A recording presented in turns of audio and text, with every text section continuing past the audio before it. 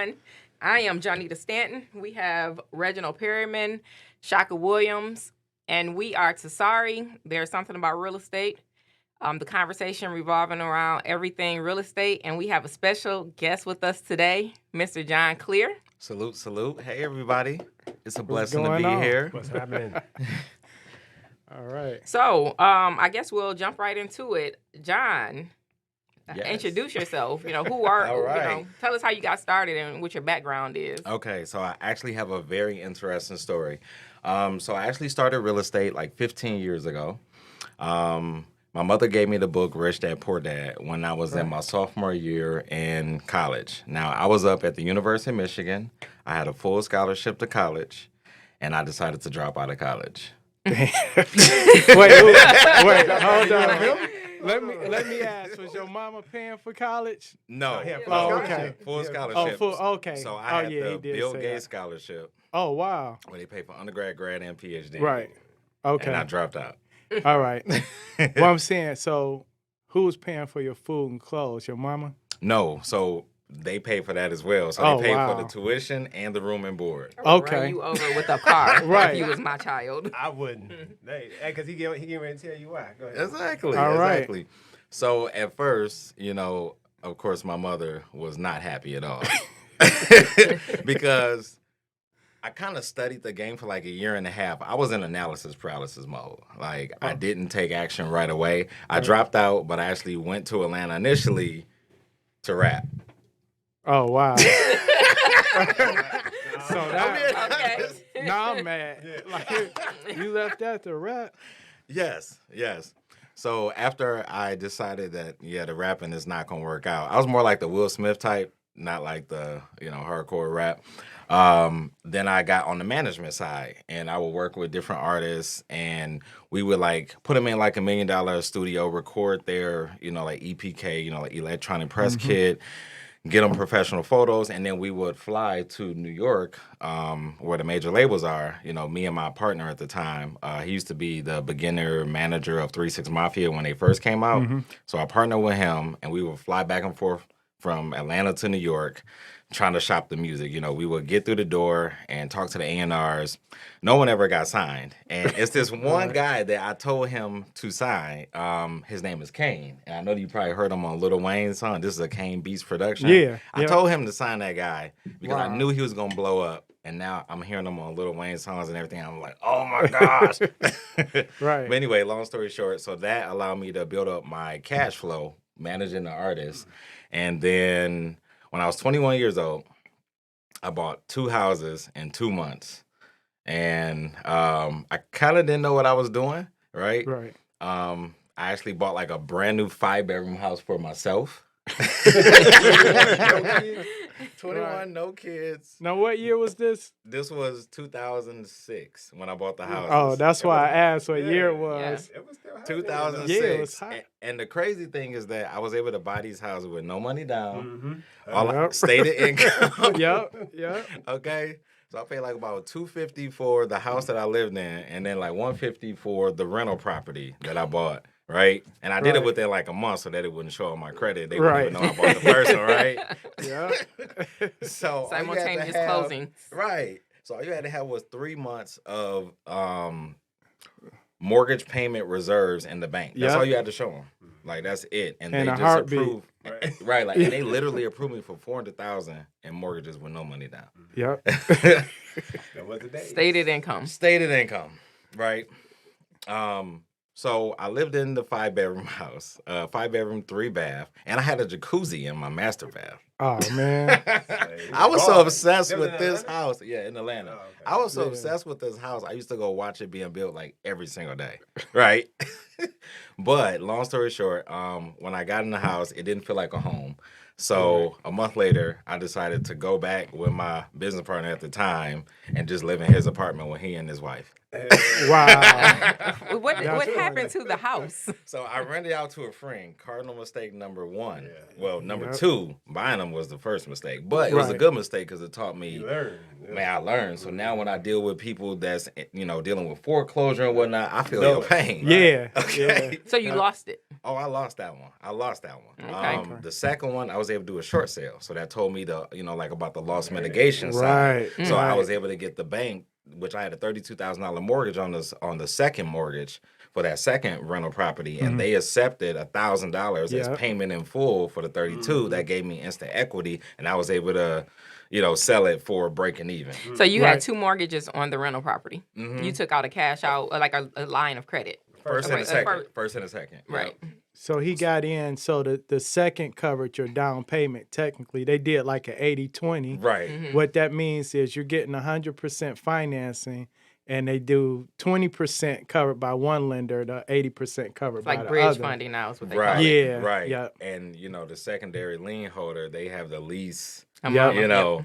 So it took about 3-4 months, but I was so happy because that was around right before 2008 hit. So the values were kind of decreasing. So I needed that 30-some thousand cushion in order just to break even when I sold it.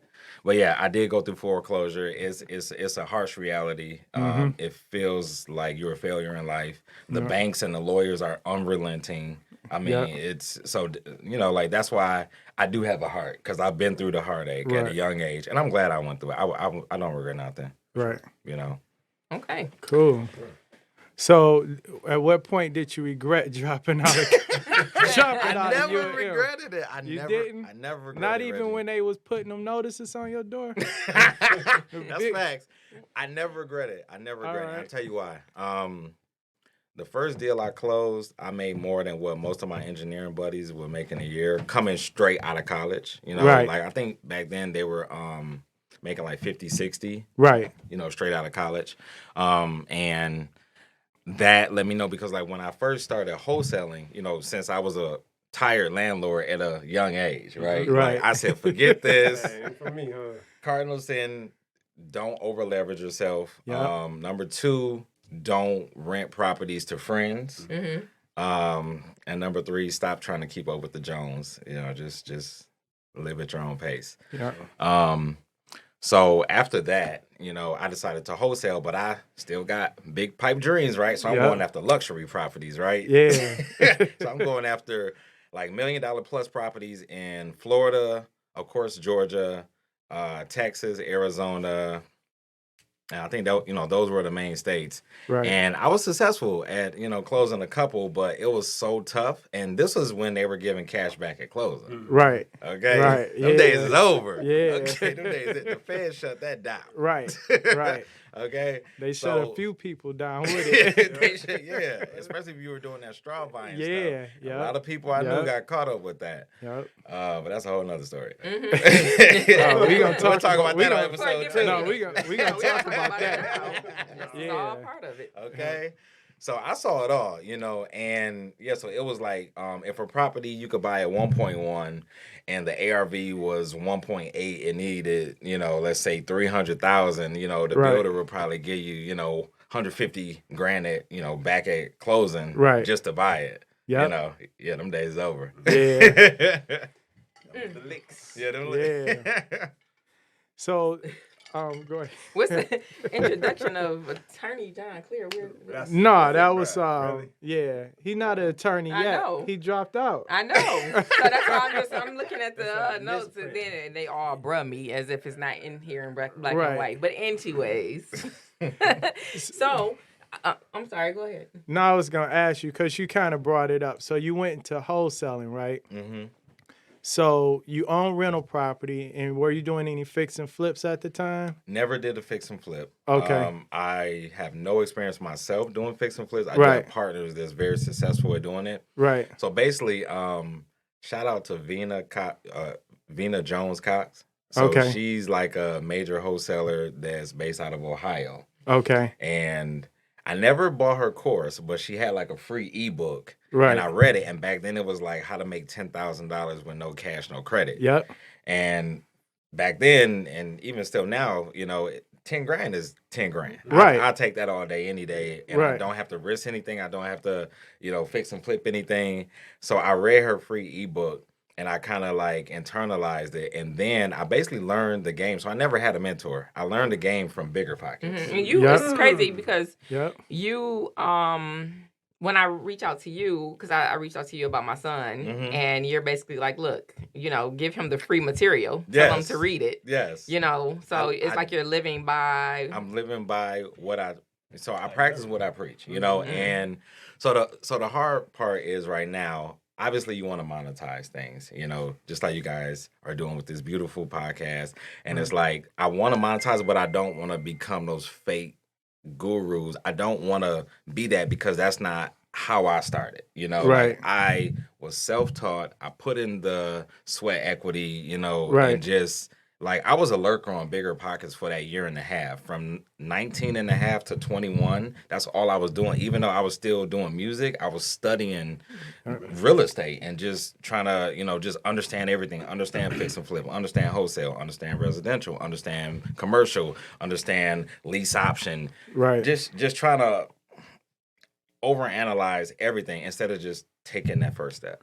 Well, so what I'm hearing is, because a lot of people, they get online and everything, and they like, oh, I'm going to do this in 3 months or whatever. Right. So you put in the work. This is 15 years in the making. You had some failures, which wasn't really failures because you learned how to do short sales. Right. So that's an education that somebody would have paid Paid for. for college. Man, And you that actually is a whole experience. Right. There's a lot of back and forth negotiation with the Yep. banks and their attorneys, just the whole loss mitigation side. And it's funny that I really don't see that many people talk about loss mitigation. Like, that's a whole nother play. Yeah. That's a Yep. whole nother potential source of income, Yeah. if more people focus on that area, but a lot of people don't. Yeah, that was one of my strong points at one point in time. So when REO shifted, the banks started being proactive about short sales. So before they would be like, no, we not letting you out of this, right? But then they started getting proactive because they was losing so much money on the REO side. They see they can get more doing the short sale. Right. So when you were watching like Bigger Pockets and all this stuff, you were just like a student to the game, not just focused on like, oh, I'm gonna make a quick 1,000 or 20,000 or whatever. I was trying to process everything, because I have an engineering background. So that's what I went to U of M for, engineering. I started out with electrical, then I switched it to industrial operation and engineering, which is all about business optimization. Okay. So by me having like the engineering mindset, I'm trying to and it's funny because I deal with a lot of engineers that I went to U of M with, and oh my God. They oh are my God. They be asking Working everything. They with wanna them on understand. real estate deals, Right. it's like, look, this It's is the not cap the- rate, this is the NOI, here's the pictures, here's this. Okay, but what's the technical? Oh my gosh. It's like, you'll get a headache. It's like, look, these are the blanket numbers. What you gonna do? Right.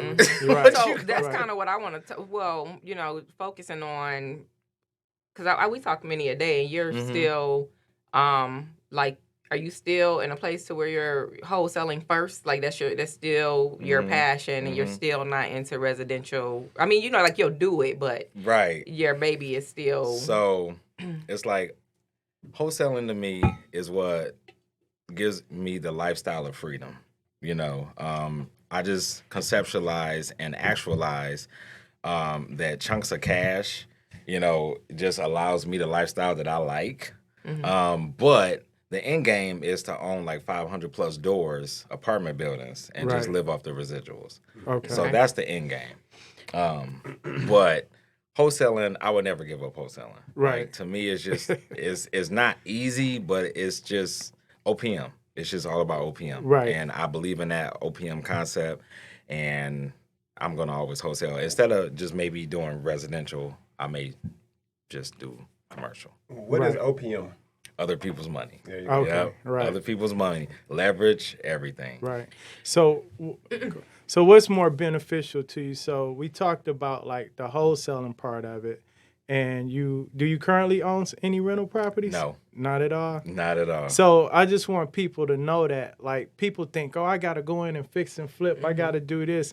You don't have to do anything. You can stick to the one you're most passionate about, right? Exactly. And yours is just wholesaling. And I got a lot of flack from, especially before I got licensed. I know I'm, moving up the timeline a bit, Right. but I used to get looked down at by a lot of other brokers and We talked about agents, that. Right. Right. just because I wasn't licensed. But I'm like, I make more money than you. Right. Right. Right. Like, Yup, seriously. yup. And I'm like, whoa, okay.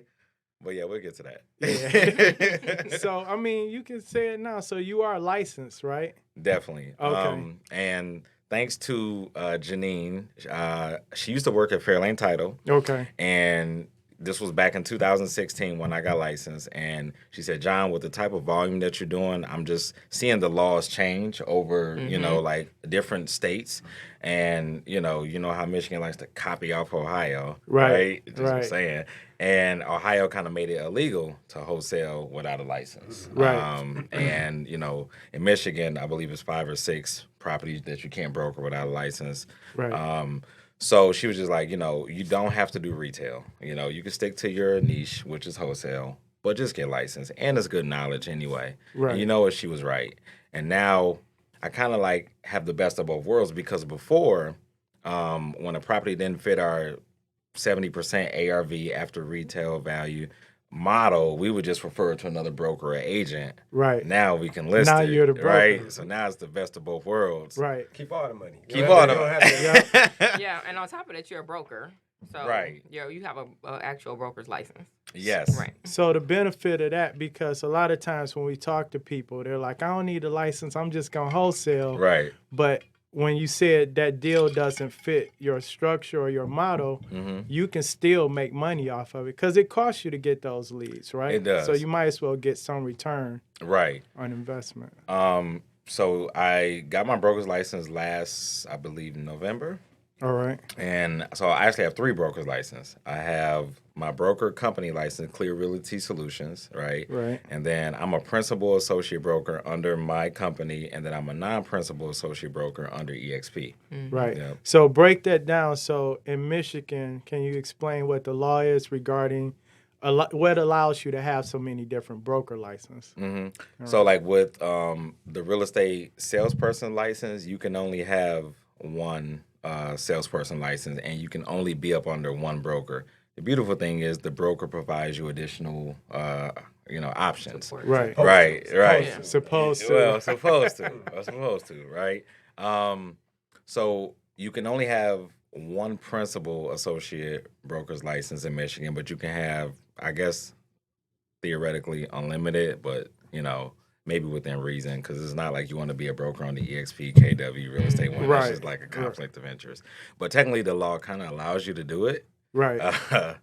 Just saying. So once I realized that, then I said, oh, switching over to EXP is like a no-brainer because I can still keep my brand Clear to Close that I've worked hard to build, and I can still, enjoy the profit sharing and stock options and, I guess health insurance. They also offer health insurance, through EXP, right? Right. Because that's kind of a big thing, health insurance, especially Yeah. when you're self-employed, Yep. and a bachelor like me, I don't really. So basically, because in Michigan you can have multiple associate broker license and only one principal broker license under another brokerage. Right. Right. Multiple non-principal associate broker Right. license. Yep. Okay. And that's the loophole because, EXP, the person that presented it to me, they made it seem like that I had to give up my brand. Right. And almost everybody, except Jonnita, she never presented it that way. Yeah. I'm sorry, Jonnita. I know she's sitting over there with me with like, But she experienced. She experienced. She know. Yep. But everybody else that was explaining it to me, and then it was crazy because a lot of people that try to recruit me, it's like I'm doing better than you. I don't want to be up under Right, you. right. Like I just, Yep. just being honest. So when Tawana LaShawn came, it was just a no-brainer because I saw the growth. I believe in where I see them going, Right. and it was just like I want to be a part of that. Okay. I want to be a part of that. But yeah, so that's the main thing that I really wanted to get out today is that because I really want to target other brokers. Right. Hey, Right.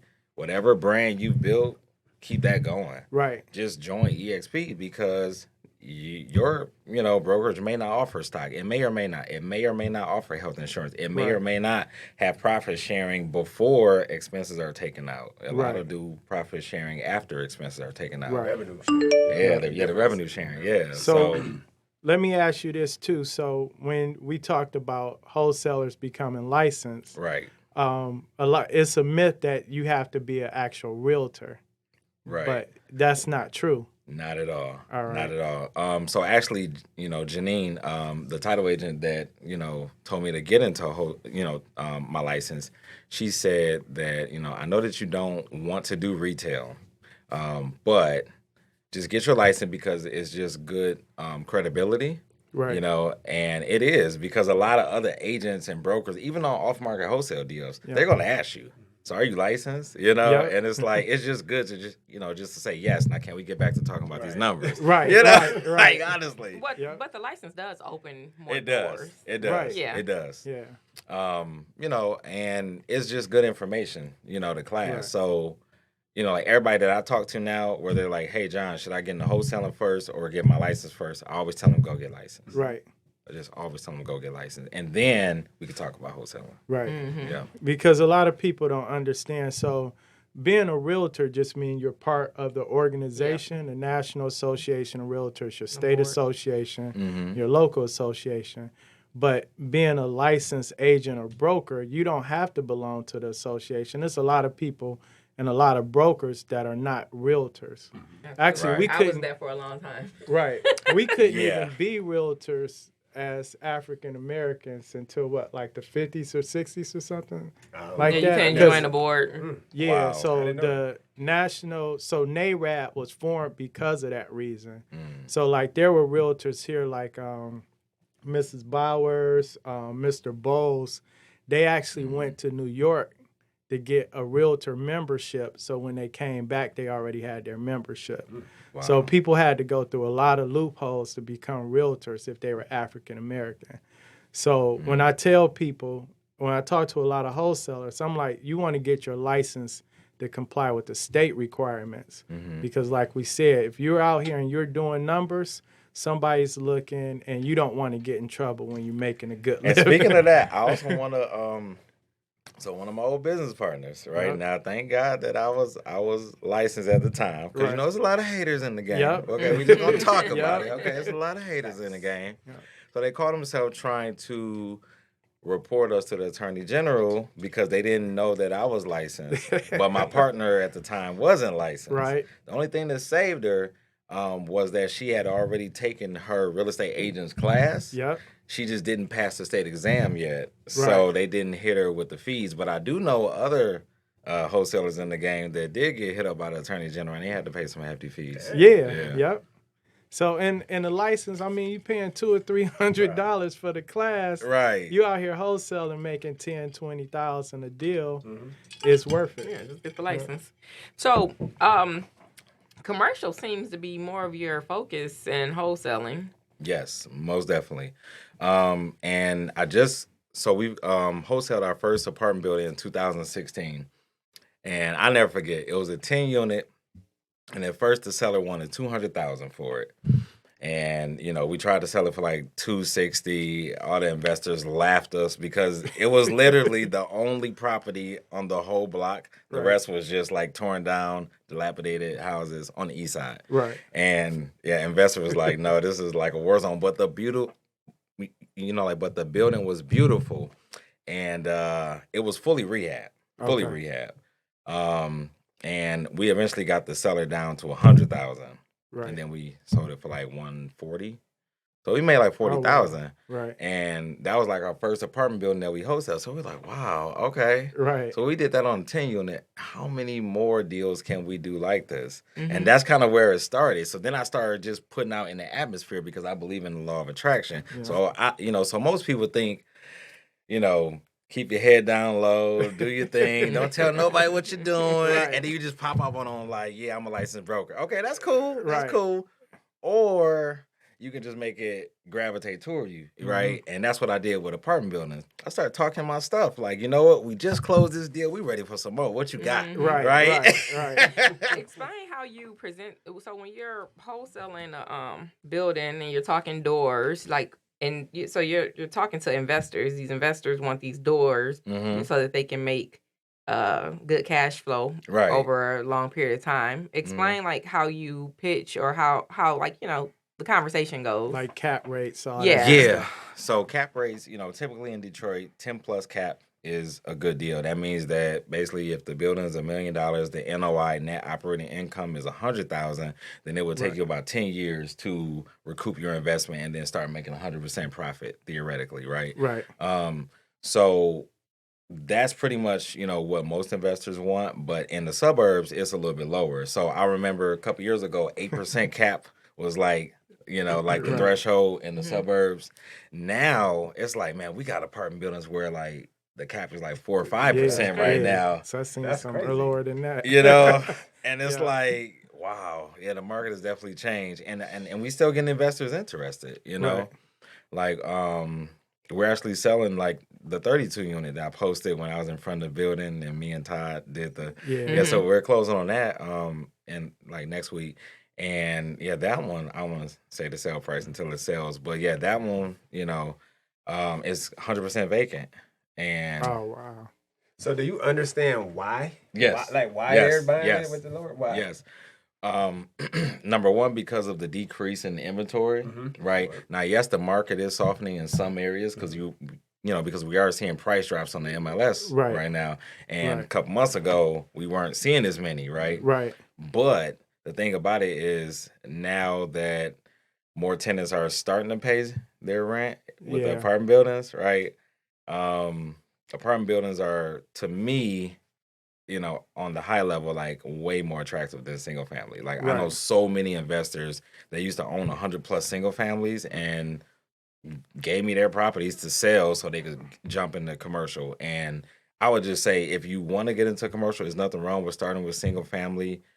But I would suggest maybe like start with small, 5 to 10 unit apartment building. Right. That's pretty manageable. In terms of location, so you have like in Detroit, so you talked about suburbs. We know people are going to buy that stuff. But some of the more dilapidated areas in Detroit, so we're not talking about downtown or West Village or Midtown, none of those areas. Just like, your straight up East-West 7 Mile, 8 Mile. Or, Linwood. Right. Yeah, like those areas that's, it's taking a little bit more time for it to be developed. But those buildings are selling too. Right. They're still selling. And Highland Park.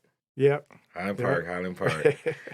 Yeah. And why do you think that is, though? I mean, it's just a conversation. Right. Highland Park, like basically when I would talk to investors, they will always say no Flint, no Detroit, no Highland Park, no Pontiac. Right. Now that's what they want. Dang. You want Highland, but you understand why you want Highland Park. Because the low property values, right? So you can get it for the low, and then you can't necessarily use the comps in Detroit, but sometimes you can, right? So the comps in Detroit have tremendously gone up, right? So that's what you want, like even like on a nationwide wholesale level. I've never heard as many investors looking for like Mississippi and Alabama properties. Right. Now, a lot of investors are thinking, oh yeah, Alabama's about to be the next spot because you can get the properties for the low. Right. So when you're putting a value on the apartment buildings, it's more about potential income, not so much as it's always a like value add play. Right. It's always a value add. So it's like a rental income approach type thing, and cap rates and things of that nature. Yep. So that's the beautiful thing about apartment buildings. They're not necessarily valued at the surrounding comps. You can always increase your commercial buildings value by adding, by like increasing rents, renovating the property, but the main thing is increasing rents, right? Okay. Because it's all about cap rate. Right. And, the higher the cap rate, the higher the potential value. See, and I guess that's what I'm trying to understand. Why would a person pay $2 million for a building where properties are selling for maybe $70,000? Well, they may have to do a 1031 exchange. Right. And they got to dump that money in for So explain to our listeners and viewers what a 1031 exchange is. Okay. So basically, like we just had an investor that had to spend like $7 million in 45 days, or else they're going to have to pay the capital gains that they received over the years. Capital gain taxes. Capital gain taxes, right? Right. That's at what right now? 50% or 40? It's Oh, going Lord, up to I 50. don't Don't wanna don't mention quote it. it because people gonna Exactly. be like, Look, well, all I know, he said 50, Right, it's but up they there. in a whole different Look, tax bracket. They man. everybody's No, but situation is different. No, but the capital gain it's gonna tax increase. rate Yeah. is like Speaking of that, I want to change my LLC to an S corp. Yeah. Okay. Yeah. So whoever is out there, hit me up. Right. You CPA, please, because I paid so much in taxes last year. Oh my God. But yeah, explain the 1031 exchange and how that works and it benefits the investor. So basically, it's just all about tax deferment. Right. It's not saying that you would never have to pay these taxes. It's Right. just saying we could kick the bucket down the road. Yep. Right. Yep. Right. And that's just as simple as it gets. So basically, you get to keep all the proceeds from your Sale. net proceeds that you realize from the rents, but you have to dump those proceeds into a like kind property. So Right. if you have a 20-unit apartment building that gross $150,000 net, you Right. need to dump that money into another like 15 or 25-unit apartment building, right?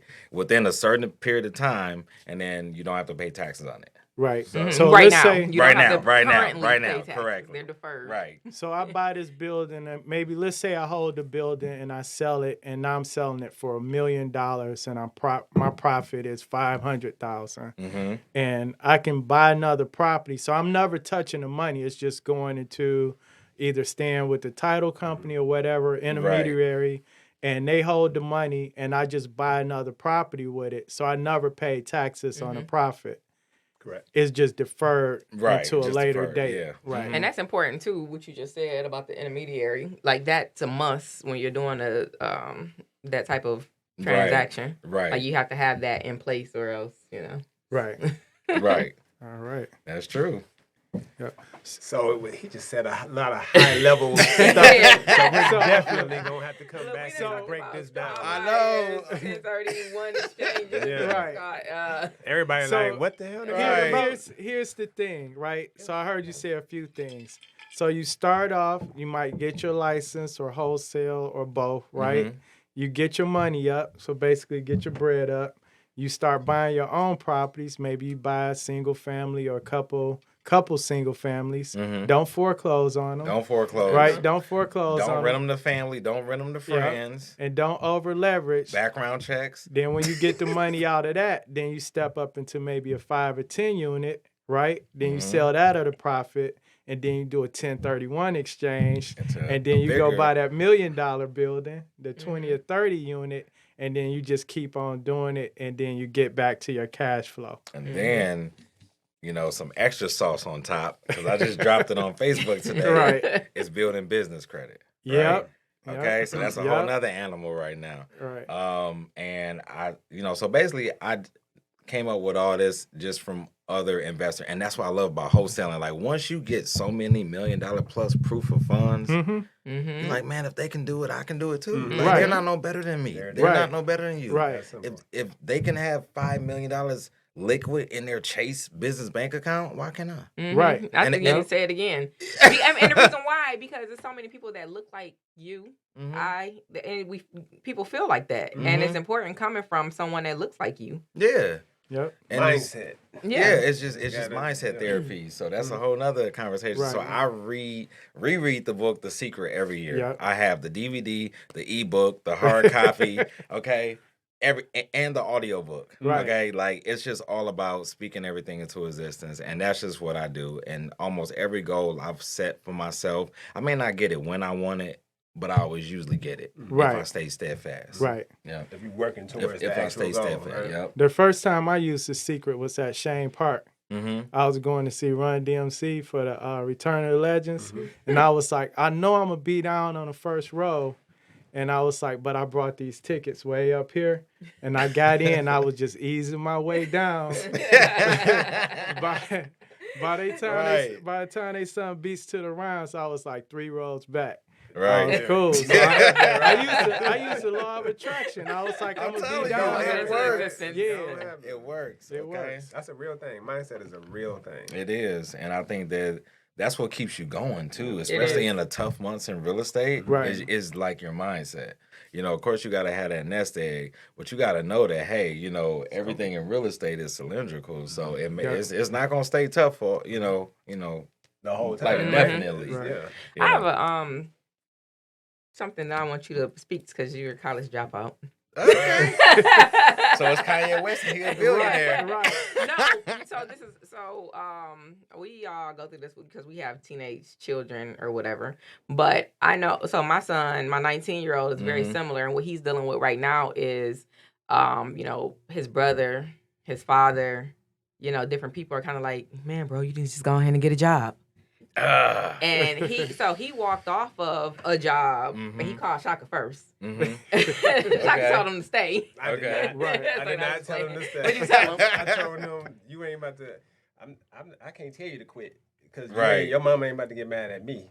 But you gotta do what you gotta do. But yeah, so he was already quit. Yeah, he was already. So I understood when he called me and told me. I understood it because we have a similar mindset. Right. But that's what he's dealing with is people, in his ear, kind of like, go get the job, go to school, whatever. And he like, shoot, I'm about to go and make these deals happen. So. I'm the expert on that. Yeah. So basically, family will, be your biggest haters. When you first start out, I'm just gonna say it. Yeah. A lot of people in my family did not understand. They're like, no, like you got this full scholarship, and it's like I guess I saw the vision before the reality actually caught up to that vision.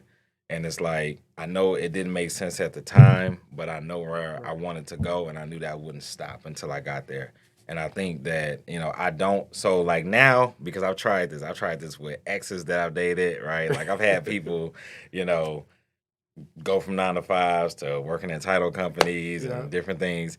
And it's like now I don't try to make people stop what they're doing now. I say keep doing what you're doing, but do real estate at least on the side, get licensed. And then when your real estate at least matches or replaces what you're doing now, then if you want to go full time, do it. That's a safer bet. Because I don't want to be responsible for nobody's success. So listen, though. So people, what you're saying is people project their fears on you. Yeah. Just because, like, you scared to do it. Right. You can't do this, but I can. Right. You know what I'm saying? So I think I don't know if they being haters, they just scared. You know what I'm saying? Right. They don't understand. They don't have the same brain. They don't have the same mindset. And that's what I try to say to, the younger people that are kind of taking that leap. They literally doing, if you read Think and Grow Rich, it's like, burn the bridge. That's what he did. You know what I'm saying? Like, that's what you did. That's you burned the definitely bridge. what I did. So I feel like you have to do that, though. So I feel like that's what I did to the biggest billionaire in the U.S., Bill Gates. Right. I have to do that. I tell people all the time.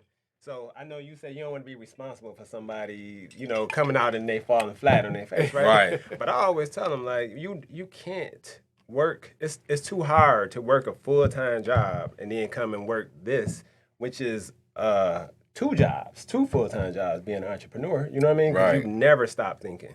You know what I'm saying? I think you can to a certain extent. I think that You think you can do it? I think you can work do both Oh. a full-time job, and because I know people that do it, right? And like you said, it's a transition because you go from your full-time job to doing this on the side, then this start replacing your income. And I think when people, my mother told me, like, when I was 19, I started off pretty good, but then about a couple years later, I was broke. My mother was like, you sure you don't want to go get a job? And we used to have this joke like, oh, you in real estate or did you make a real mistake, right? Ooh. And I used to hear so much negative stuff. And then one day, I remember like a couple years later, things started going good after I took the Floyd Wickman class and everything. Maker training. And I went and brought my mother a car. You know what I'm saying? So it was just like everybody is not cut out to be a business owner or to be self-employed, right? But I think if you're young, you want to try it and you want to fail as much as possible early on. Absolutely. Because when you still got your mom behind you and your parents still alive, Right. once you get 30 and you got 2 or 3 kids, that ain't the time exactly. to Right. jumping Right. out the window, right? But I want to say this to that. I want to respond to that. So yes, so I did that, right? So I was an accountant, and then I did real estate part-time, and I replaced my income that way, and then I quit my job, right? Right. But I feel like there is no way you can tell me that you can work 40 to 60 hours for another company and you can't go work 40 to 60 hours for your own company Right. and not make at minimum whatever you getting paid. Unless you are like a high level exec somewhere. But if you somebody that's working making 30, 40, 50, 60, 70,000, Right. you can replace that income so easy. Absolutely. Yeah, you go but work, it's you put a- the same time in. It's that learning curve though. You Like gonna have that that. first year, True. You and gonna you have that. transition out. Yeah, but and so that's why it's important. So if you do have a support system and you can do it early, and you like Then For you sure. do make- it. For sure. But so for me personally, my mother was a broker and sold real estate for a long time, and shoot, between 19 and probably 30, she looked at me like I was crazy every day, working a job and selling real estate. You know, Right. Right. And it honestly, it took her to leave here almost for me to kind of be like, what the hell am I doing? You know what I'm saying? Like, Right. why am I going here? You know, working this job. Right. I don't want to be here. I don't like the way I look when I get dressed in the morning. Mm-hmm. I don't like anything about it, but I'm still going here to make $40,000 a year. What the hell is wrong with me? And I sell real estate. Real estate is one of the only professions that you can go into and become a millionaire. Mm-hmm. So why are you doing that? And I got a story about that. So I remember my last job, right? This is crazy. So I remember waking up the day that I quit my job, right? And I sat on my bed for like 3 hours straight and just in deep thought. And I'm like, I can't do this no more. Today's the day. Right. And mind you, I didn't have no savings, Yeah. right? Right? No savings. And it was like, I was just like, you know what, it's, you know, this is the last day. And it was so crazy because I didn't have no food in the house, right? So, seasoning, Yeah. yeah, Yeah. 7 days, Yeah. yeah. And the first deal I closed, it was a Sterling Heights wholesale deal. You know, like when I got back to Michigan, it was a Sterling Heights wholesale deal. We made more money on that deal than I would have made in my job 3 months. And I'm like, oh, Yeah. I'm in. Yeah. I'm in. Yeah. So I definitely sacrifice and I definitely understand, you know, Right. what it takes. So I want to say something too. So you mentioned when we were talking about kids going to college and all this. So it was things you probably learned in college and connections you probably met in college, as well as in your music career that helped you in real estate. Yeah, Would you say definitely. that? Yeah. So when I was up at U of M, I did Quickstar, Amway. Okay, right? yeah. So that's all about network Right. marketing, right? Right. And it was crazy because I would carry that plan, you know, with me everywhere. But the thing I wasn't that successful with Amway. But the thing I loved about their process was the education. They Right. made you read books Yep. every month. They made you listen to audio books instead of the music in your car. And that just got me conditioned to be an avid learner. And I would just, you know, like even now, like every night, I'm on YouTube learning stuff. Yeah. Like right now, I'm building business credit, so I'm learning about business credit. Yeah. So I'm always learning, and then I'm working on my builder's license. Right. So studying for that, you know. So I'm always trying to learn, always trying to advance to the next level. So I never get content or complacent. Right. What I was gonna say is Reg. So He like, I I know we jumping around a lot. I know. No, what I'm saying is this, this is not for everybody. Right. So if you lazy and you think you want to go be an entrepreneur so you could be lazy as hell, Right. No, that's not for you because you're gonna work harder as an entrepreneur Yep. than you're gonna work at your job. You know, Right. when you go to work. When you come home, your brain shut off from the job. You know what I'm saying? You look forward to your weekends or whatever your off days are. When Right. when you own your own business, there are no off days. Right. You know what I'm saying? Like Thanks. for real. Like even when you take You have when to I be say trained to take those. yeah, even when I say I'm going away for a week. Yep. What the right phone call come in? Yeah. I'm know answering it. that Yes, phone you call, know. right? You know it. You So, know you gonna answer. But if you work for a job and you take them 7 days, you don't give a shit about that phone call. Right. Yeah. Right. I'm not But you gonna also answer might that. not come back to a job. Well, I'm on vacation. Right. You know what I'm saying? Like Right. that's your mindset. You know Right. what I'm saying? Right. But when you run your own business, your mindset is this is your baby. Right. You know, this is like a Right. child. You know what I mean? Like I can't miss the phone call about my child. You know what I'm saying? Right. So it's not for everybody, like you're Right. saying. But I'm saying if you have he quit. He dropped out of Right. school or whatever. He quit. I mean, the engineering job. I quit. I was an accountant. You know what I mean? I was Right. making good money. Everybody was scared. They were like, "What? You gonna leave this?" Right. You know what I'm saying? Right. Yeah, I'm leaving Right. this. You know what I'm saying? Yeah. Because I'm making more doing this part time than I was doing full Absolutely. time. But the difference was, so I wasn't. Even though I had a job, I controlled my hours. I didn't have to be in the office all day. Right. You get what I'm saying? Like, I wasn't in the plant working 40, 60 hours a week. Right. You know what I'm saying? And then coming home, I had a family. I had a wife and a kid at the time. You know what I'm saying? So it was a lot going on. But if you had the right mindset, and you believe in yourself, then burn the bridge. Yeah. You know what I'm saying? Burn the Like, bridge. why? Because that right there makes you get comfortable. Right. You know what I'm saying? So I think what I hear him saying right now, which is why he continues, why we doing this right now? Right. We're not comfortable. You know what I'm saying? You're right. No.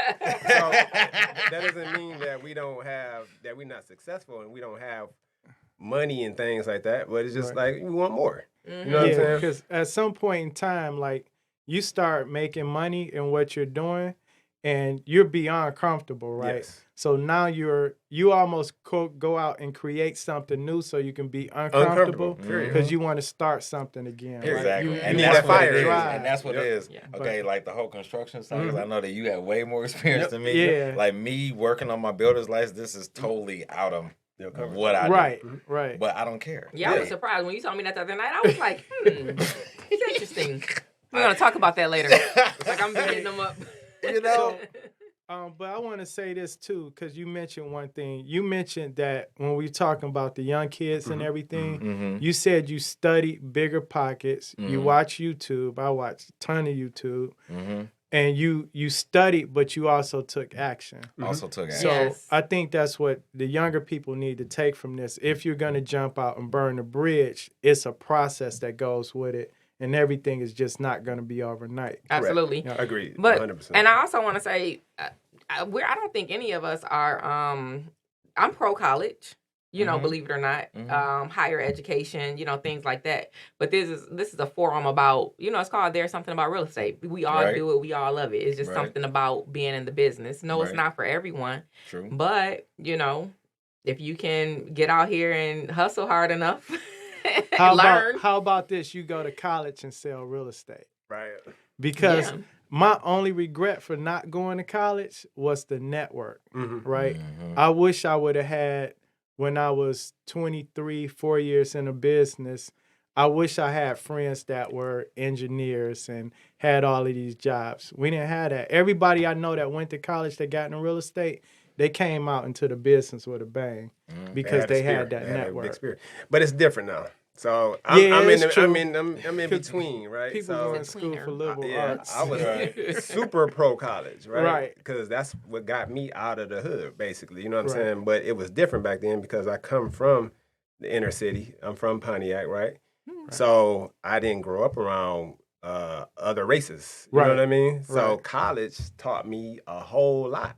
Right. But our kids now, they grow up in these schools. It's way different. Like my Yeah. son, in by the time it took me to get to college, they're doing this in elementary, middle school, the stuff that it took me to get to college to do.